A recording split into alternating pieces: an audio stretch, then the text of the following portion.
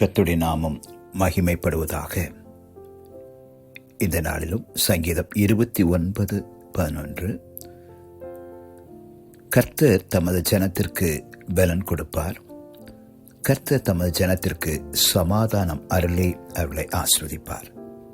இந்த நாளிலும் கர்த்தர் தம்முடைய ஜனத்திற்கு அவர் பலன் கொடுக்க போதுமானவராயிருக்கிறார். அவர் தமது ஜனத்திற்கு சமாதானத்தையும் ஆசீர்வாதத்தையும் கர்த்தர் கொடுப்பதற்கு அவர் போதுமானவராயிருக்கிறார். இந்த புதிய ஆண்டுக்குள் பிரவேசித்திருக்கிற நமக்கு இந்த புதிய ஆண்டிலே நம்முடைய தனிப்பட்ட வாழ்க்கையிலும், நம்முடைய குடும்பத்திலும், நம்முடைய சபை பணியிலும், சமுதாயத்திலும் நாம் செய்ய வேண்டிய காரியங்கள் செய்வதற்கு வேண்டிய பலனை ஆண்டவர் கொடுப்பதற்கு போதுமானவராயிருக்கிறார்.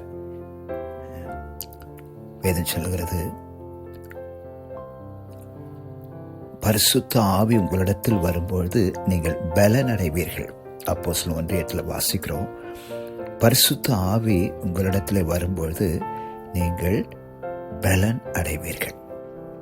பரிசுத்த ஆவியானுடைய பலன் நமக்கு இருக்கு.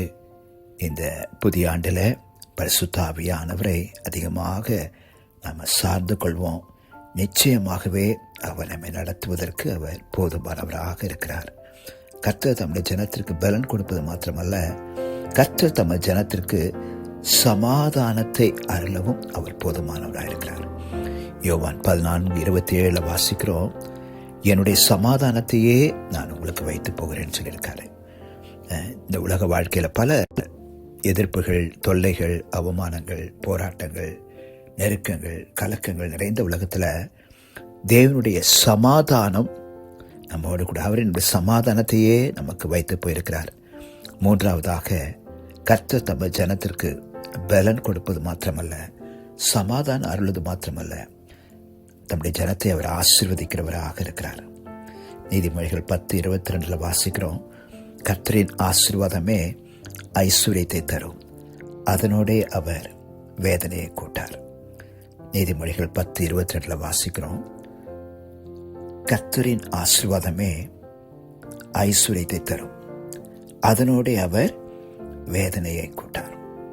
தர்மையான காலவெளியில் கர்த்தருடைய வார்த்தையை நாம் பற்றிக்கொள்ளும். கர்த்தர் தமது ஜனத்திற்கு பலன் கொடுப்பார், கர்த்தர் தமது ஜனத்திற்கு சமாதானம் அருளி அவர்களை ஆசீர்வதிப்பார். எனவே இந்த காலவெளியில் தேவனுடைய பலனை பெற்றுக்கொள்வோம், தேவனுடைய சமாதானத்தை சுதந்திரித்துக் கொள்வோம், கர்த்தருடைய ஆசீர்வாதத்தை பற்றிக்கொள்வோம். மெய்யாகவே தேவனாகிய கர்த்தர், நாம் அவருடைய ஜனமாயிருக்கிறோம், அவருடைய சொந்த ஜனமாயிருக்கிறோம், அவரால் மீட்கப்பட்ட, தெரிந்து கொள்ளப்பட்ட ஜனமாயிருக்கிறோம். நிச்சயமாகவே அவர் நம்மை முற்றுமுடிய நடத்த வல்லவராயிருக்கிறார். ஆமேன், ஆமேன், ஆமேன். God bless you. Thank you.